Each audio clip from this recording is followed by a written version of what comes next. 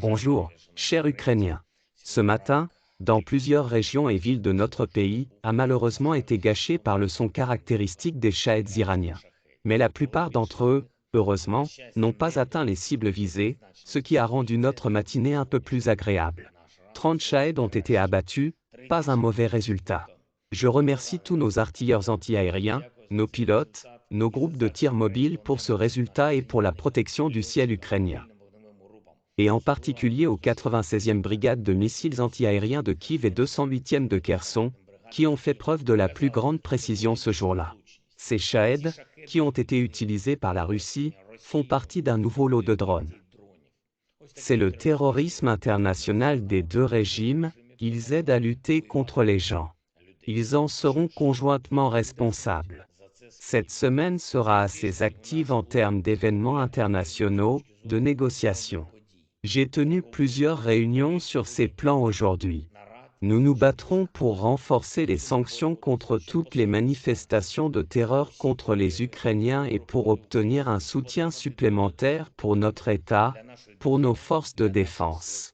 Aujourd'hui, je me suis adressé aux dirigeants des 10 États d'Europe du Nord réunis au sein de la force expéditionnaire commune. Il s'agit d'un format de coopération initié par la Grande-Bretagne. Elle comprend les États baltes, la Finlande, les pays scandinaves, les Pays-Bas, l'Islande et le Royaume-Uni. Et mon appel était très spécifique aujourd'hui. Armes, munitions, nouvelles capacités de défense. Tout ce qui nous permettra d'accélérer la fin de cette guerre. Merci aux participants du sommet pour le fait que nous ayons été entendus aujourd'hui. Nous attendons de nouvelles décisions concernant la fourniture de nouvelles armes. La tâche principale de nous tous maintenant, ma tâche et celle de chacun de nos diplomates et responsables, est que le soutien mondial à l'Ukraine l'année prochaine non seulement reste au même niveau que cette année, mais augmente également. Précisément selon les indicateurs nécessaires pour renforcer nos opérations de défense. Il s'agit de l'artillerie, nous avons besoin de plus de canons, de plus d'obus, de chars modernes qui n'ont pas encore été fournis à l'Ukraine, de plus de systèmes de roquettes à lancement multiples à longue portée, d'une défense aérienne moderne et vraiment efficace. S'il vous plaît, si votre opinion est entendue dans les médias, si vous soutenez l'État dans le domaine de l'expertise, vous pouvez aussi aider à obtenir tout ce dont nos forces de défense ont besoin. L'essentiel est de parler pour l'Ukraine d'une seule voix et de protéger notre intérêt commun, tout pour la victoire de l'Ukraine, tout pour aider notre défense. Bakhmut reste le point le plus chaud de toute la ligne de front, plus de 1300 km de combats actifs. Depuis le mois de mai, les occupants tentent de briser notre Bakhmut, mais le temps passe, et Bakhmut brise non seulement l'armée russe, mais aussi les mercenaires russes venus remplacer les armées perdues des occupants. Pensez-y, la Russie a déjà perdu près de 99 000 de ses soldats en Ukraine. Bientôt il y aura 100 000 pertes des occupants. Et pourquoi? Personne à Moscou n'a de réponse à cette question. Et il n'y en aura pas.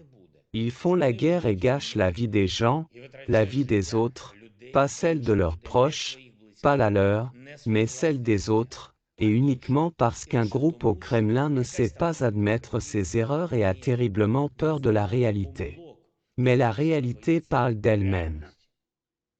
Je suis reconnaissant à tous nos soldats qui tiennent héroïquement la direction de Bakhmut, Soldar, Avdiivka, Mariinka, la direction de Kremina et tout le Donbass, la région qui était l'une des plus fortes d'Ukraine avant l'arrivée de la Russie et que la Russie est en train de détruire jusqu'à la terre brûlée.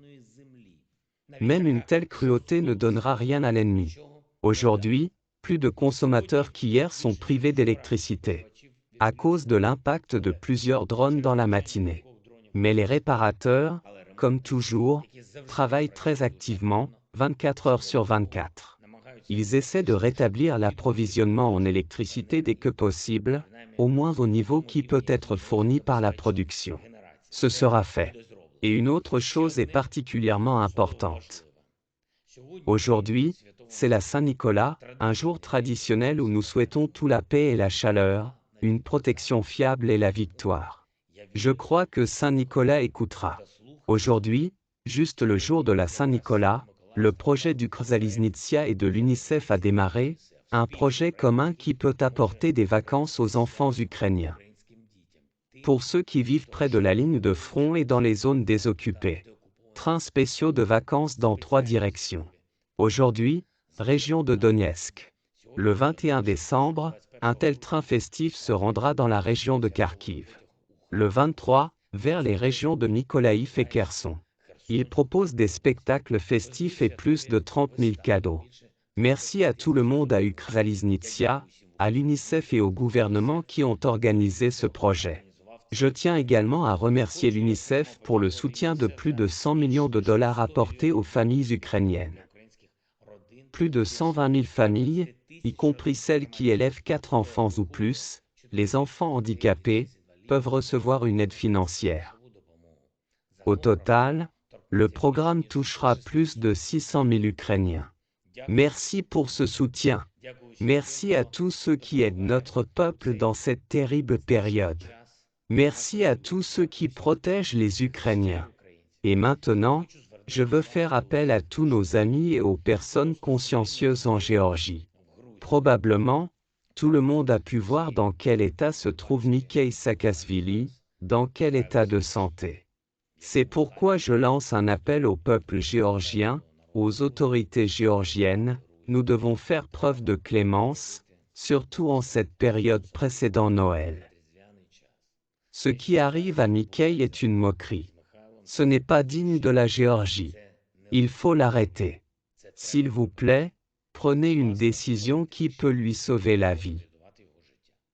Transférez Mikhail Saakashvili dans une des cliniques en Ukraine, dans un autre pays européen, en Amérique.